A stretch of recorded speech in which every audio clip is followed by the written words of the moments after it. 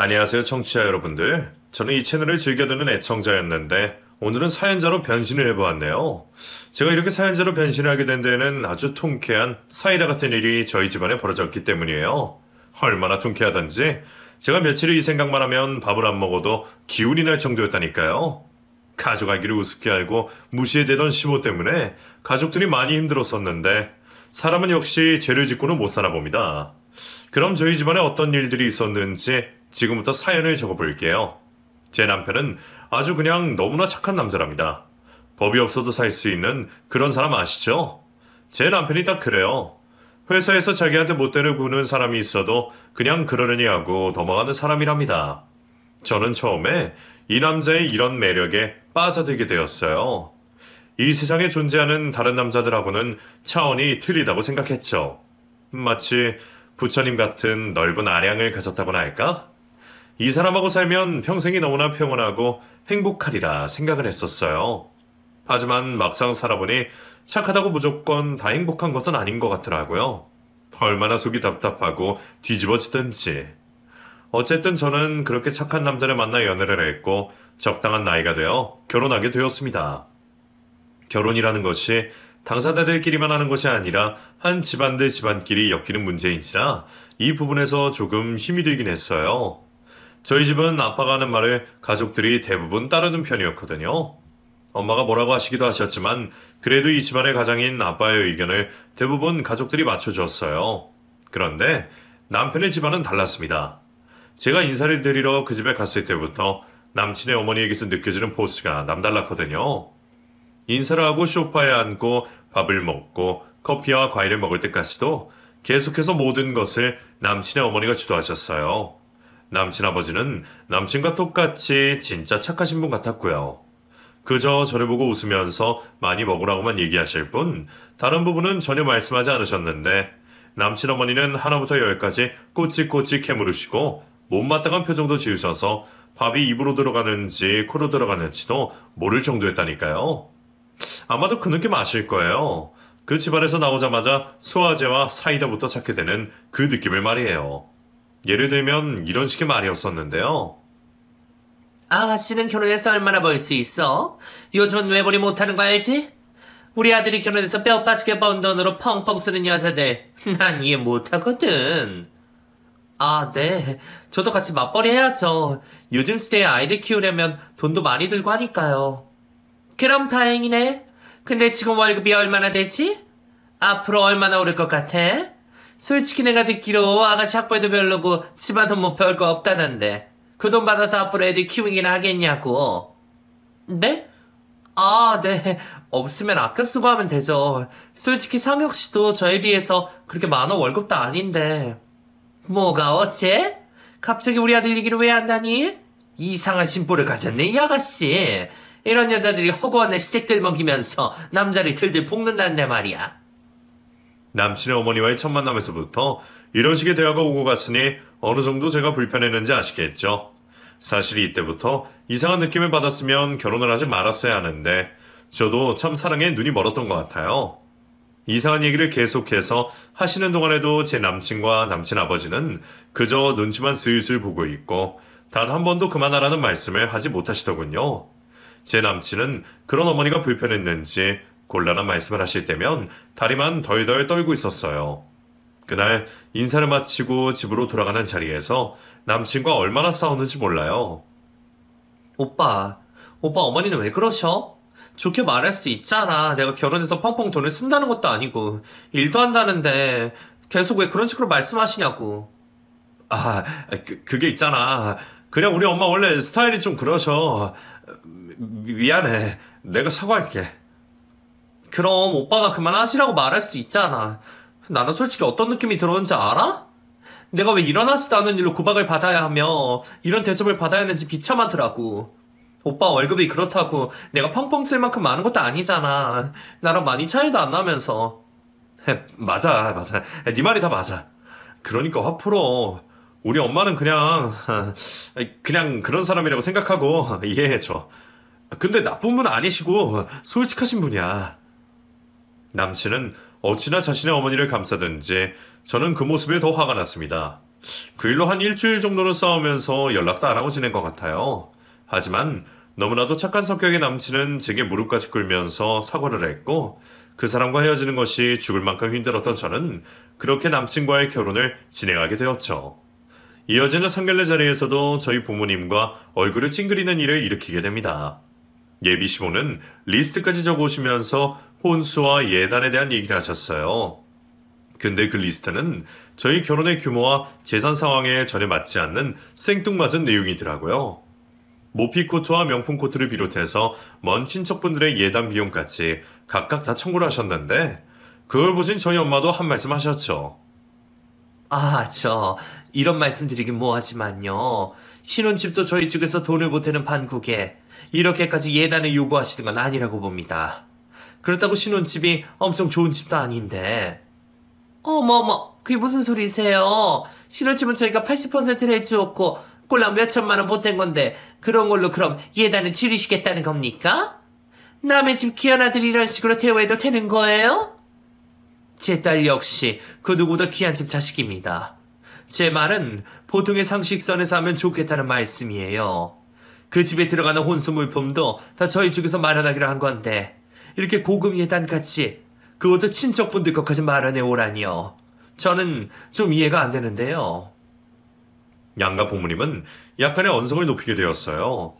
그 자리가 얼마나 불편하던지 숨을 쉬기도 힘들 정도였답니다. 결국은 저희 엄마가 시댁에서 원하는 것의 80% 정도를 들어주기로 하고 마무리가 되었죠. 엄마 아빠는 집에 와서 제게 한 걱정을 하시더라고요. 결혼 전부터 이 정도인 예비 시무를 감당할 수 있겠느냐고 말이에요. 남편이 아무리 착하고 그래도 자기 어머니 못 당한다고 하면서 요즘 시대에 딸이 쉽사리 하면서 살게 하고 싶지는 않다고 하셨죠. 하지만 저는 그때까지는 이렇게 심각할 줄은 몰랐어요. 그냥 어차피 결혼은 남편이랑 하는 것이지 부모와 하는 것이 아니라고 생각했거든요. 어쩌다 제가 그렇게 생각을 했는지 지금 생각해보면 정말 한심한 생각이었어요. 부모님 말씀대로 결혼하는 과정에서부터 결혼을 하자마자 시모의 어마어마한 잔소리와 구박이 시작되었답니다. 시도 때도 없이 저희 신혼집에 와서 냉장고 검사를 하는가 하면 제 남편의 월급 관리를 본인이 해주어야 한다면서 월급 명세서를 본인이 받아야 한다고 하셨죠. 이 문제 때문에 결혼하고 나서 신혼여행만 다녀온 상태로 저는 엄청나게 화가 났었어요. 내 아들 월급을 내가 관리하겠다는데 뭐가 문제야, 어? 네? 결혼을 했으니 당연히 저희 집 살림은 저희가 관리해야죠. 저는 그게 맞다고 생각하는데요. 뭐? 네가 돈 관리를 했으면 얼마나 해봤다고 그런 소리를 한단 말이냐? 괜히 남편이 뼈 빠지게 번 돈 친정으로 빼돌리고 펑펑 쓰려고 그러는 거 아니냐? 어?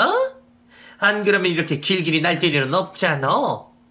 어머님, 제가 무슨 펑펑 써요. 친정에 빼돌리다뇨.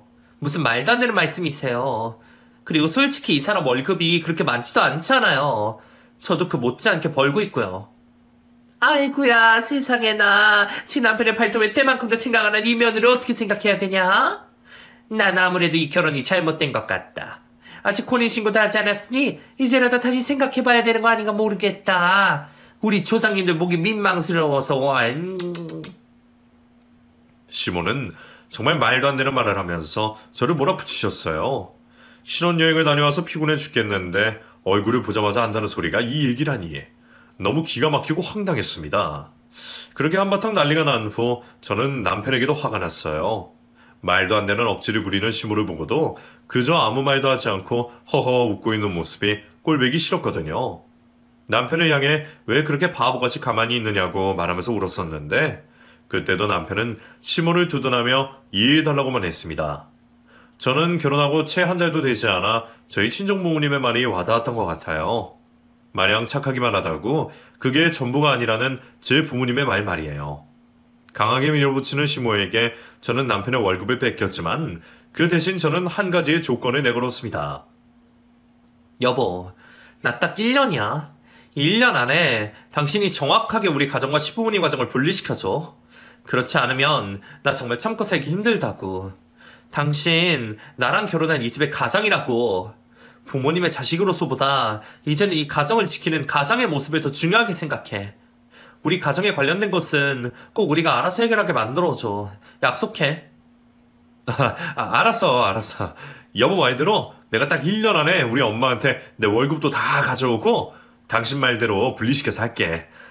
나 약속할 수 있어? 남편과의 약속만 믿고 저는 1년을 버텼습니다. 시모의 트집은 때때로 저를 아주 짜증나게 만들기도 하였지만 그래도 착한 남편, 그리고 저를 예뻐해 주시는 시부의 모습을 보면서 꾹 참았어요. 시부는 제게 시모 몰래 용돈도 쥐어주시고 제 회사 앞에 찾아오셔서 맛있는 밥도 사주시는 분이셨어요. 남편과 비슷하게 무슨 일이든 허허 하시면서 웃으시고 그저 좋은 게 좋은 것이다 라고 하시며 제게 잘해주셨죠. 우리 며느리, 우리 집에 시집 왔어서 고맙다. 고마워. 내가 가진 것도 많지 않지만 그래도 이렇게 가끔 우리 며느리한테 맛있는 밥을 사줄 돈은 있어. 그리고 말인데 혹시 알아? 이 시애비가 아주 예전에 사놓은 작은 땅이 앞으로 어떻게 될지도 모르고 그리만 되면 내가 우리 며느리한테 아주 괜찮은 건물 하나 사줄 거야. 정말이래도. 어머나 아버님, 말씀만으로도 진짜 감사드려요. 사실 어머니 때문에 가끔 힘든 적도 많이 있는데 아버님을 뵈면서 그래도 이 집안에 시보길 참 잘했다는 생각이 드네요. 감사해요 아버님. 시부는 저를 정말 잘 챙겨주셨어요. 그 덕분에 저는 신혼 생활을 아주 잘 넘겼고 남편의 월급을 빼앗긴 기분도 조금씩 억누를 수 있게 되었죠. 그리고 어느새 뱃속에는 새로운 생명이 찾아왔답니다. 그러던 어느 날 제게는 힘든 일이 생겨났습니다.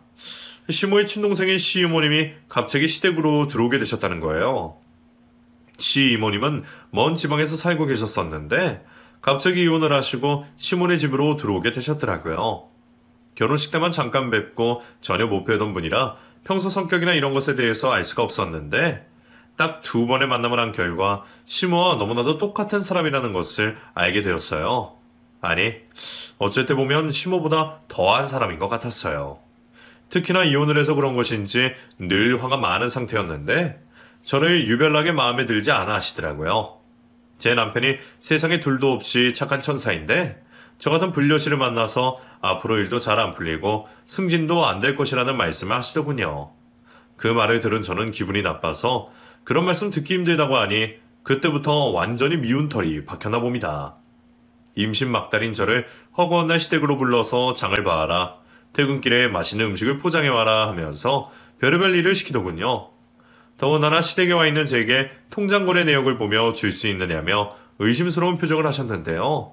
저 정말 이때 진통만 오지 않았으면 시어머니가 엄청 다투었을 거예요.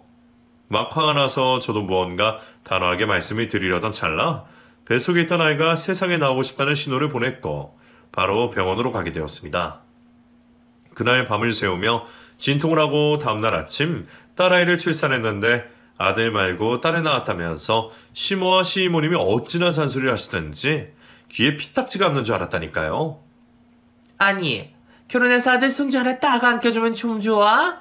아휴, 내 팔자야, 내 팔자.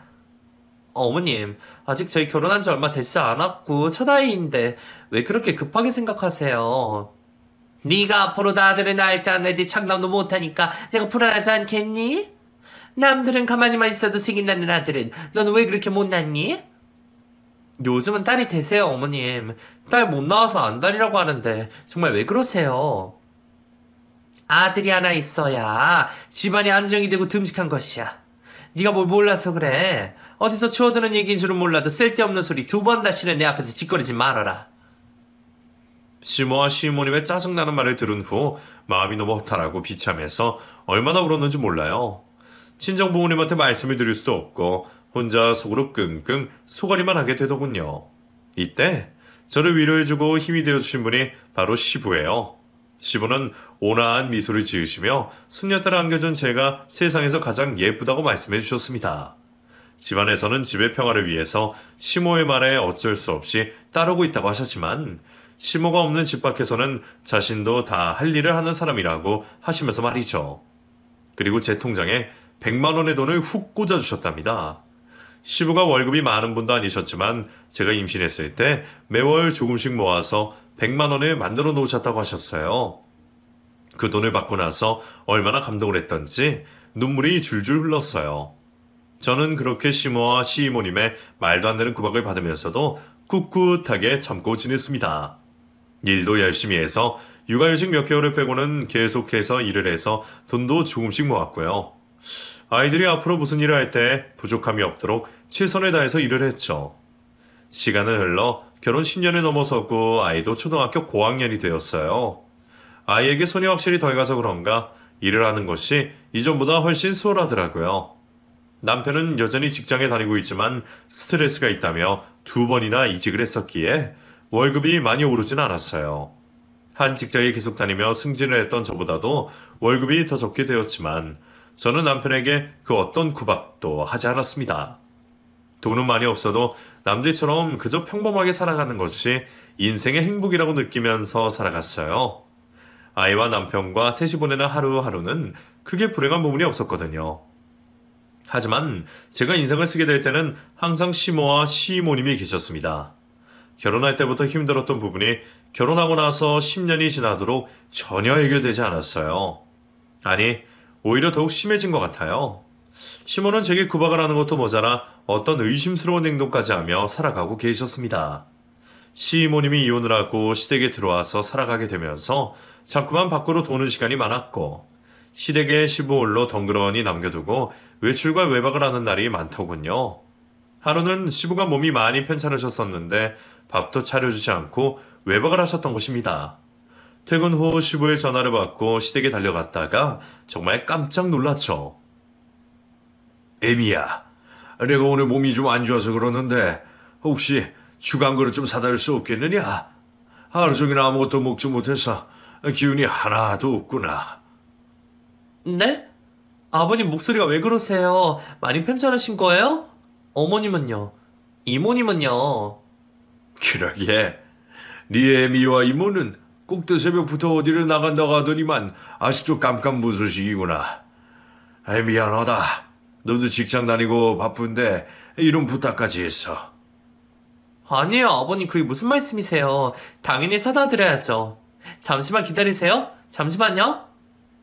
시부의 전화를 받고 부랴부랴 죽을 사서 시댁으로 달려갔고 열이 펄펄 끓으면서 기운이 하나도 없는 시부를 보게 되었어요. 집에 밥 한 그릇 국 하나 없이 해놓고 두 분은 어디를 가셨는지 이해가 되지 않더군요. 더욱이 시부는 엊그제부터 심한 감기 몸살에 대상포진까지 걸려서 일을 못 하셨다는데 이런 시부를 혼자 놔두고 놀러를 가셨다니 이해가 되세요?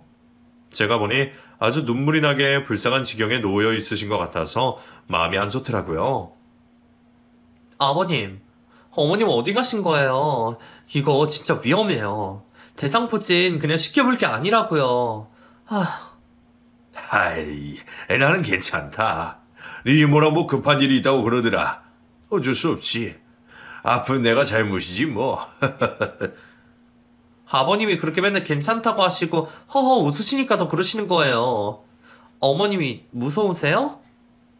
무섭기는 그저 좋은 게 좋은 거니까. 가족이니까 다 그런 거지 뭐. 가족인데 왜 어머님은 아버님을 그렇게 대하신대요? 가족한테는 막 함부로 하고 그래도 되는 건가 봐요? 솔직히 어머님이 아버님과 저한테 대하는 거 보면 나보다 더 못한 것 같아요. 정말 너무하세요. 아니다. 나는 다 괜찮다. 외롭고 그런 사람이라 성격이 그런 거라고 생각하며 살자꾸나. 시부는 끝까지 시모를 이해하려고 노력하셨습니다. 이렇게 참고 사시는 시부가 계셨기 때문에 그래도 이 가족이 유지될 수 있었던 것 같아요. 아이를 남편에게 부탁하고 밤 10시가 다 되어 시부를 홀로 남겨두고 집으로 돌아가는데 영 기분이 찝찝하더군요. 잠드신 모습을 뵙고 나오는데 왠지 모를 짠함도 느껴졌고 그냥 기분이 그랬었어요. 그리고 그날 밤 남편과 술을 한 잔 기울이며 시모와 시이모님에 대한 얘기를 좀 했죠. 아무리 그래도 이렇게 시부를 대하는 건 아닌 것 같다면서 말이에요. 그런데 남편은 놀라운 이야기를 하나 꺼냈습니다. 저기 여보, 사실은 우리 아버지 한 번 화나면 엄청 무서운 분이셔. 겉으로는 그렇게 웃고 계시지만. 정말? 난 단 한 번도 화내시는 모습을 뵌 적이 없는데. 나도 딱 한 번 봤어. 나 아주 어렸을 때 내 기억에 그때 엄마가 엄청 잘못했다고 빌고 그러셨던 것 같아. 어머니가? 정말이야? 무슨 죄를 지셨길래 그렇게까지 하셨대? 어머니가 잘못했다고 빈다는 건 상상을 초월하는 모습인데? 나도 워낙 어렸을 때라 기억은 안 나는데 아무튼 엄마가 그렇게 잘못을 하셨었나 봐. 근데 웃긴 건 아버지는 그날 이후 다시는 화를 내지 않는다고 약속을 하셨고 그러면서 엄마는 점점 더 아버지를 막대하시더라고. 와, 어머님 정말 무서우신 분이네. 잘못도 다 용서해 주셨는데 적반하장으로 이렇게 나온다는 거야? 정말 무섭네, 무서워. 우리 아버지는 정말 좋은 분이셔, 정말. 난 이런 우리 아버지를 만난 게 천만 다행인 것 같아. 남편의 이야기를 듣고 저는 시부에 대해서 더욱 좋은 생각을 갖게 되었어요. 시모에게 그런 대접을 받으시면서도 끝까지 화도 내지 않으시고 웃으면서 대하시다니. 그날 이후 저는 시부에게 더욱더 잘해드려야겠다는 마음을 갖고 전화도 자주 드리고 했던 것 같아요. 그런데 그로부터 몇 년이 더 지났을 때 정말 청천벽력 같은 일이 벌어지고 말았답니다. 시부가 그만 크게 교통사고를 당했던 것이에요. 결과적으로는 하체가 마비가 된 장애인이 되셨죠. 평생을 열심히 성실하게 일만 하시는 시부에게 어떻게 이런 일이 일어날 수가 있단 말이에요. 아무리 눈물을 흘리고 기도를 해보아도 시부에게 일어난 일을 되돌릴 수는 없었습니다. 시부가 입원한 병원에서 퇴원을 하는 날, 저와 남편은 너무 마음이 아파 많이 울었어요. 하지만 시모와 시이모님의 행동은 조금 달랐죠. 병원에 입원하신 내내 못마땅한 표정을 하고 계시더니만 결국엔 경함을 금치 못하는 말씀을 꺼내셨어요. 아휴, 저 영감탱이. 저는 다리 병신된 꼴로 어떻게 산다고. 어머님, 그게 무슨 말씀이세요? 다리 병신이라뇨. 그런 말씀하시면 안 되는 거잖아요. 너는 꼭 그렇게 버릇없이 CM이한테 대들어야 속이 시원하냐? 애가 아주 못 배워먹은 가정교육을 여기서 티내는구만. 버르장머리 없는 년. 어머님, 지금 그런 상황이 아니잖아요. 아버님이 이렇게 편찮으시고 그러시는데 어떻게 그런 말씀을 하실 수가 있으시냐고요. 입 닫아라. 듣기도 싫으니까. 네가 다리병신 남편 들이고 살아봐라. 그런 얘기가 나오나. 난 모르겠고 일단 다리병신 남편은 쓸모없으니까 당장 이혼부터 할 거다. 내가 미쳤냐? 내 노년을 잃어놓고 평생 수발이나 들면서 살게? 난 그렇게 안 살 거다. 안 살아? 어머님, 또 너무하세요. 그이한테 듣기로는 그 옛날 어머님도 큰 실수를 하셔서 아버님한테 엄청 빌었다고 하시던데 어떻게 사람이 이러실 수가 있으세요, 네? 제발 이러지 마세요. 저는 시모의 말에 강하게 반대를 했지만 곁에 있던 시이모도 함께 되게 심하게 말씀을 하시는 바람에 더 이상 어떤 말도 할 수가 없었습니다. 문제는 그런 말을 하는 동안에 시부가 그 모든 내용을 다 듣고 있으셨던 것이에요. 시부가 잠이 들어있는 줄 알았는데 이미 다 깨서 저희가 하는 모든 대화를 듣고 계시더라고요. 시부는 말씀하셨어요. 그래, 이혼합시다. 나 같은 다리 병신하고 어떻게 살겠어. 당신은 절대로 이런 사람하고는 못 살지. 이혼해요. 이혼해. 아이고, 이렇게 또 빠른 현실을 알고 있으니 내가 속이 다 편하네. 당신 주제를 알면 됐어.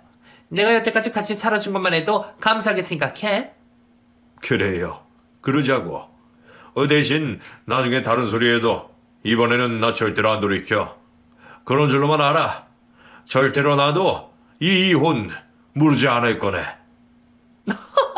다리 병신 주제에 지금 나한테 안 봐준다는 소리 짓거리는 거야? 길 가는 사람이 웃었어. 난 바로 내 동생이랑 짐 싸서 나갈 거니까 그런 줄 알아.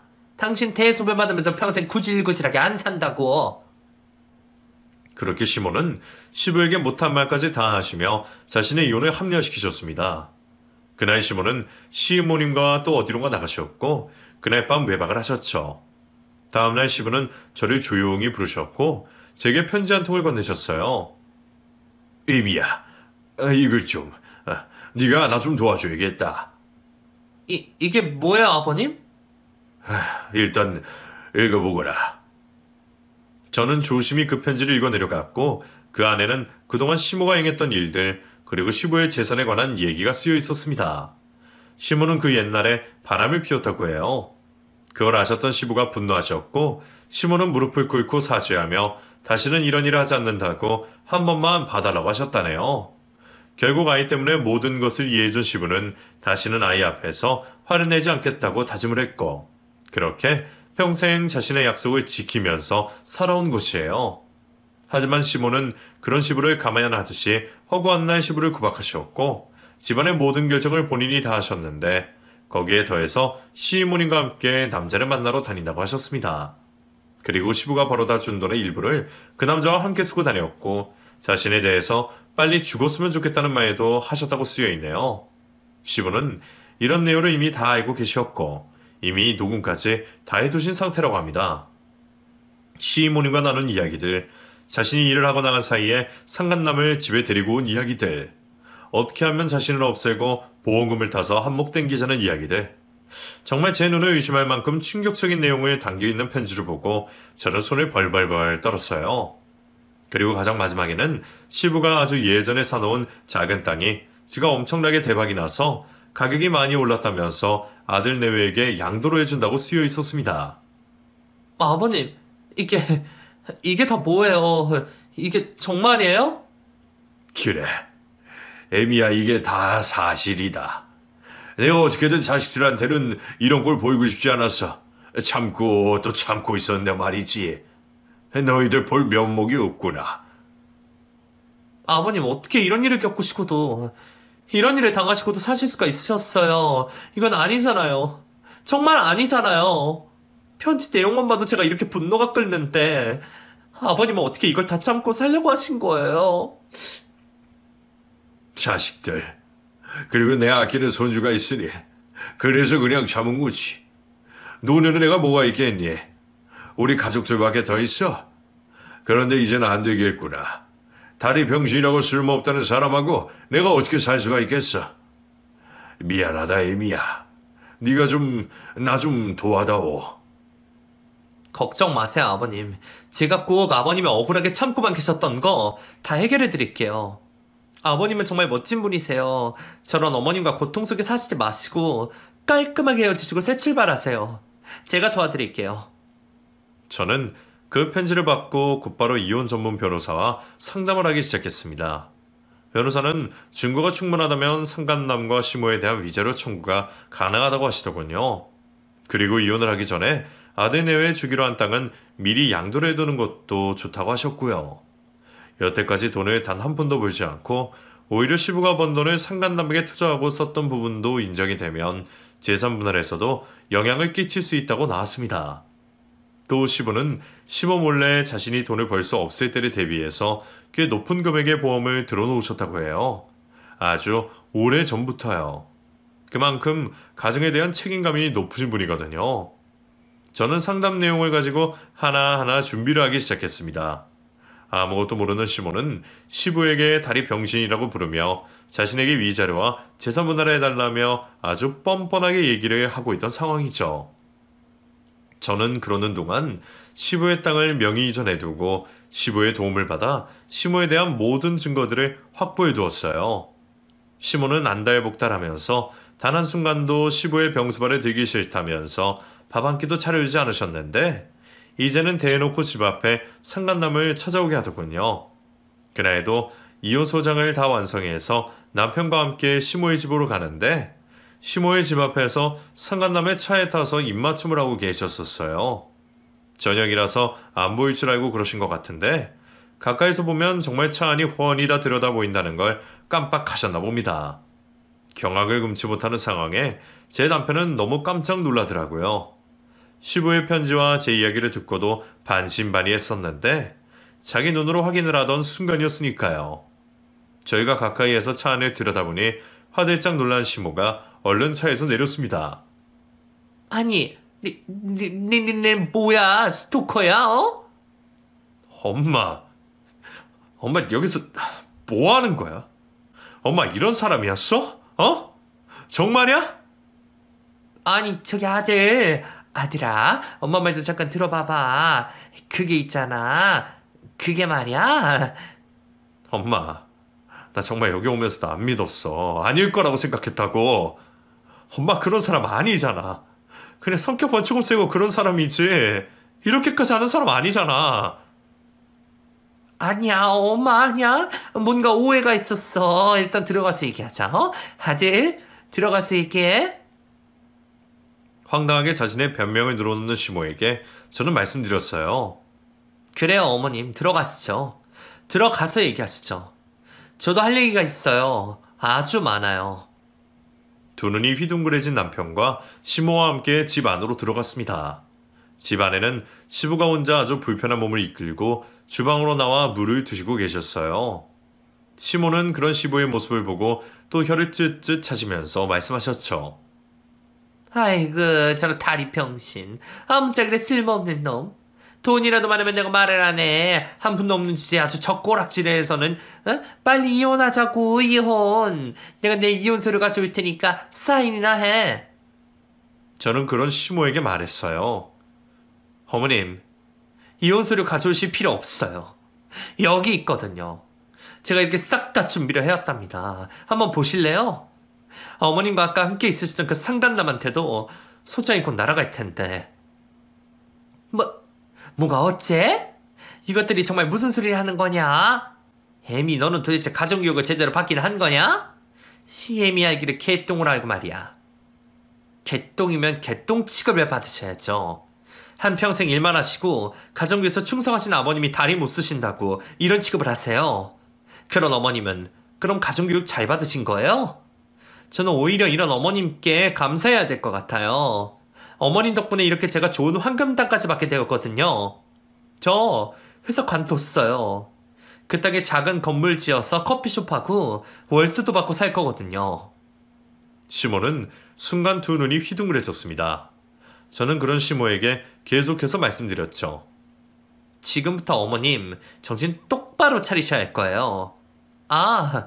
옆에서 도와주시는 시이모님이 이혼을 한번 해보셨으니 잘 아시려나 모르겠네요. 아무튼 두 분 지금부터 정신 똑바로 차리시고 대비 잘하세요. 여기 이혼수장 보시면요, 제가 변호사님과 충분히 상담해서 다 작성해 놓았거든요. 증거도 이미 다 확보해 두었고요. 아버님이 다리 불편하셔서 제가 좀 대신해 드렸어요.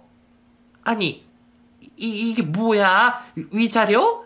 위자료는 내가 받아야 된다고. 저는 다리 못 쓰는 놈한테 내가 무슨 위자료를 줘? 이것들이 정말 제정신이야? 아들은 아니지? 아들은 엄마 이해하지? 아들이 엄마 좀 도와줘. 인연이랑 네 애비가 지금 쌍으로 엄마를 이상한 취급한다. 아들아. 시모는 애타게 제 남편을 부르셨어요. 자기가 그렇게 애지중지하라고 생각하는 아들은 자기 편이 되어줄 것이라고 생각하셨던 모양이에요. 하지만 아들이 어디 그런가요? 시모의 민낯을 똑똑히 본 남편은 너무 큰 충격을 받았는지 한동안 아무 말도 하지 않고 가만히 앉아 있었습니다. 잠시 뒤 시이모님이 외출을 했다 집으로 와서는 이게 무슨 상황이냐며 당황해 하셨죠. 시이모님은 교통사고를 당한 시부를 두고 차라리 죽는 것이 보험료도 받고 더 좋은 곳이라며 어떻게 방법이 없느냐는 말을 하셨던 잔인한 분이세요. 시부가 예전에 집안에 홈 CCTV를 시부 몰래 달아두신 덕분에 두 분이 하는 행동이 고스란히 녹화가 되어 있었거든요. 그런 내용들을 전부 증거자료로 제출한 상태라서 현실은 시부에게 아주 유리한 쪽으로 흘러갔습니다. 시이모님은 이혼 소장을 보더니만 자신이 이혼을 해봐서 잘 안다면서 땅도 다시 찾아줄 거고 위자료도 받아준다며 큰 소리를 뻥뻥 치시더군요. 언니, 이거 무슨 말도 안 되는 소리들이야. 이것들 정말 가만 안 둬. 우리 언니를 어디서 다리 병신된 놈한테 평생을 수발을 시키려고. 아들이란 놈이 어떻게 엄마 편도 안 들어주고 가만히 있어? 니들 아주 당해봐라. 그러면서 이혼 소장을 갈기갈기 찢어서 바닥에 던져버리시더군요. 그야말로 그 상황은 아수라장이었어요. 당장에 이 집에서 나가라고 말씀하시며 난생 처음 제게 화를 내는 모습을 보여주시는 시부. 이 상이 말도 안 된다며 난동을 부리는 시모와 시이모. 그리고 많은 충격에 휩싸여 도무지 아무 말도 하지 않는 남편까지. 한 집안에서 일어나지 말아야 할 일이 고스란히 벌어지고 있었죠. 잠시 후 남편은 조심히 입을 열었어요. 엄마라고 부르기도 싫지만 그래도 이 세상에 저를 태어나게 해주신 분이니 엄마라고 할게요. 엄마, 나가세요. 당장 나가서 사세요. 그리고 이 이혼 깨끗하게 받아들이세요. 엄마가 먼저 이혼 얘기 꺼내신 거잖아요. 더 이상 자식 앞에서 안 좋은 모습 보이지 마시고요. 어머머, 아들, 그게 무슨 말이야? 아니야, 엄마가 그래서 답답해서 한 소리였어. 엄마가 그런 사람 아닌 거 우리 아들이 잘 알잖아. 그만 좀 하시라고요. 여기 다 증거 있잖아요. 이렇게 소장 찍고 아무리 그럴 수도 소용없다고요. 아들, 그래도 이건 아니잖니? 내가 이혼을 하면 하는 건데 그래도 네 아빠가 몰래 사놓은 땅을 왜 남을 줘? 그거 한평생 고생한 내 거잖아, 어? 엄마 그러면 그것만 좀 주면 안 될까? 엄마 저 어렸을 때부터 단 한 번도 일한 적 없으시잖아요. 저랑 아버지도 밖에 나가서 맨날 놀고 여행 가고 힘들다고 할머니 집도 안 가고 저 다 기억나요. 그렇게 마음대로 하고 사시는 거. 그러면서 왜 이 사람한테 그렇게 시들게 오라마라 그러시는 거예요? 엄마 그만해요. 지금 그만하세요. 시몬은 믿었던 아들에게마저 그런 소리를 듣고 나니 많은 충격을 받으신 것 같더라고요. 그날 시모님이 시모를 데리고 함께 집을 나가셨고 저는 남편과 시부에게 정성껏 밥을 차려드렸습니다. 밥이 제대로 넘어갈 리 없었겠죠. 저희 셋 다 제대로 밥 한 숟가락 드지 못하고 눈물이 뚝뚝 흘렸어요. 그저 속이 시원할 것만 같았는데 한편으로는 또 가슴이 너무 아프더라고요. 가족이라는 것이 그런 건가 봐요. 한쪽 가슴을 도려내는 아픔을 겪어야만 제대로 된 이혼이 성립된다고 하잖아요. 결국 시모님과 시모는 이틀 후 다시 시부에게 와서 알랑방구를 끼셨다고 해요. 이혼을 알아보니 자신들이 그 땅을 챙기지도 못하겠고 위자료에 상간남 소송까지 진행이 되니 불리하다고 생각이 느껴졌나 봅니다. 하지만 시부는 그 사이 이미 마음을 굳혀버리셨고 제대로 얼굴도 쳐다보지 않으셨다고 합니다. 간병인을 쓰고 저와 남편이 퇴근 후 항상 시부의 집을 들리는데 현관 비밀번호가 바뀌어 있어서 여쭤보니 시모와 시이모님이 또 와서 난동을 부리셔서 번호를 바꿔버리셨다고 해요. 저는 일단 집안에 있던 시모와 시이모님의 짐을 간단히 쌓아서 현관문 앞에 내어놓았습니다. 상간남이랑 같이 살든 어쨌든 당장에 입을 옷은 필요할 테니까요. 한 며칠을 집에 찾아와 현관벨을 누르면서 문을 발로 차고 난동도 피우시더라고요. 나중에는 상간남까지 데려와 함께 현관문을 두드리는데 정말 이분들 대단하다는 생각까지 들었습니다. 혹시라도 모를 위험에 대비해 시부를 저희 집에 모셨고 그렇게 이혼은 소송으로 번지게 되었죠. 결과는 저희가 예상한 대로 시부에게 유리한 쪽으로 끝이 났어요. 몇 달에 걸친 이혼이었지만 시부가 힘드시지 않도록 곁에서 많이 도와드렸답니다. 직장을 그만두었더니 시간적으로 여유가 생겨 시부를 더 챙겨드릴 수 있어서 다행이었던 것 같아요. 시부는 이혼을 당하고 나서 상간남하고도 헤어졌다고 해요. 시부가 청구한 상간남 소송 때문에 직장에서 개망신을 당하고 시모와 헤어졌나 봐요. 시모님한테 전화가 와서 불쌍한 시모를 다시 받아달라고 시부에게 말 좀 해달라고 하는데 아주 웃겨서 혼이 났습니다. 이로써 통쾌한 사이다로 마무리가 된 덕분에 저는 시댁 생활이 아주 많이 편안해졌지 뭐예요. 천사같이 착하신 시부를 저는 거의 제 친정 아버지라고 생각을 하고 잘 모시고 있답니다. 한 집에 살면서 맛있는 것도 함께 먹고 즐거운 일도 함께 나누면서 말이죠. 아직도 시모와 이혼에 대한 상처가 남아있으시긴 하지만 그래도 이제는 훨씬 더 편안해진 모습을 하고 계신 시부를 보니 다행이라고 생각이 들어요. 평생을 시모 때문에 참고 또 참으며 보내셨으니 얼마나 힘이 드셨겠어요. 저는 시부가 물려주신 땅에 건물을 세우고 있답니다. 아버님은 시모와 살던 집을 정리하시고 저희 집에 들어오시면서 돈을 주셨거든요. 그 돈으로 건축까지 하고 있으니 제 팔자는 정말 좋아진 것 같네요. 좀 부족하지만 착하고 성실한 남편은 모든 것을 제게 맡기고 아직도 회사를 잘 다니고 있고 아이도 잘 크고 있으니 더 이상 제가 바랄 것은 없는 것 같아요. 그저 늘 이렇게만 살았으면 좋겠다는 생각이 드네요. 아 참, 지금 한창 건물 공사를 하고 있어서 수시로 그곳에 드나드는데 저 멀리 시모님의 모습을 본 적도 있답니다. 그곳은 또 어떻게 귀신같이 알고 오셨는지 멀리 서서 공사하는 현장을 눈여겨보시더군요. 그래봐야 남의 떡인 것을요. 앞으로의 저희 가족의 미래도 응원해주시면 감사하겠습니다. 저도 항상 이 채널의 사연을 들으며 마음속으로 응원하고 있어요. 그럼 이상으로 제 이야기를 마칠게요. 모두 건강하고 행복하세요.